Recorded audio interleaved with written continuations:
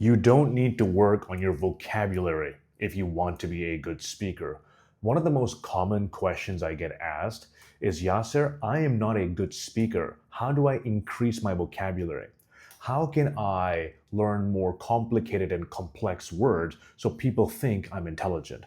This is the wrong way of going about it because you're thinking if you have more complicated things to say, if you speak like Shakespeare, all of a sudden you will become a good communicator. What will happen is you will start speaking in a way where internally you want other people's validation. You want them to compliment you. Wow, what a great word you just used. Wow, you must be really smart because you use this metaphor, this word, that word.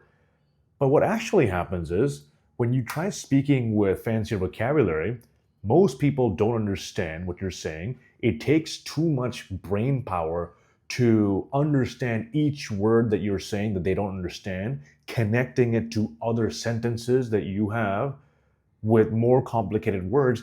And then eventually they just tune out because they don't understand. And people won't tell you they don't understand because when they say, oh, I don't understand what you're saying, it makes them feel stupid. It makes them feel dumb.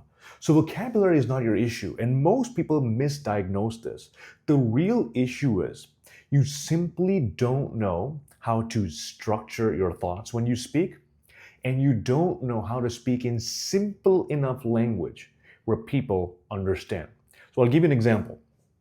When I was in Malaysia, it was my first day there. I couldn't speak the language. So I was asking the person at the restaurant, hey, how much for this can of Coke? And she couldn't really understand what I was saying. So she had a can of Coke, a bottle of Coke, different versions of fizzy drinks that they had. And all she did was she pointed at one and then she gave me a number.